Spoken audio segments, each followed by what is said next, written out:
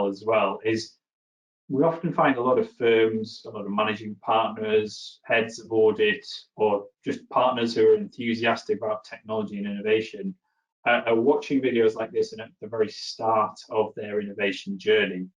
If there was one word of wisdom, one recommendation, one area that you would suggest that they would focus on first, what would that be? Well, I would basically say I would have them focus on data and basically do some R&D audits, and I would just make sure the managing partner knew that there's going to be more mistakes when they get started, but it's okay. It's okay, and I just say just do it. Start getting into data right now, and because if you're not, you're going to be way behind when, as the tools that are out there are already powerful enough to use the data. But get started. That's the word advice is don't wait. Get started. If you are sat there and you aren't leveraging data, if you haven't got structured, consistent data on your engagements, this is going to be a big first step to get to some of the really powerful and premium things. And Al, that certainly resonates from my perspective of, I hear a lot of firms come to us and say, we want to use AI on our audits. And the first question is, how good are you at getting data? How much data, how data competent are you as a business? So I would absolutely concur with that recommendation from Al.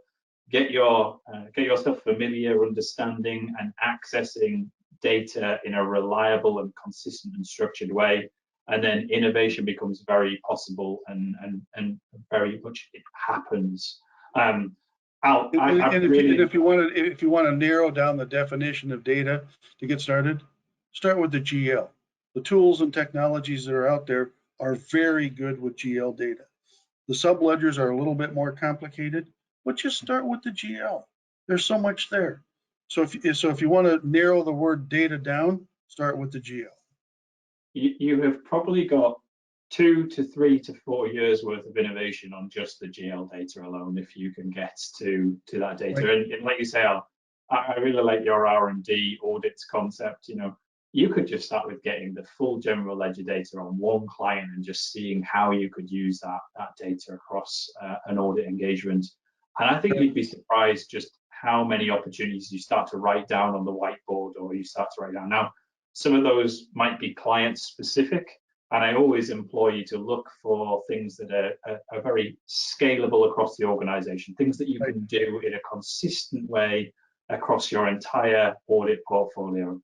Those are what we call the quick wins. Those are the things that you can really make change happen quickly, you can embed into your methodology quickly, and you can really start to elevate your data competency and ultimately the way that you're performing the audit.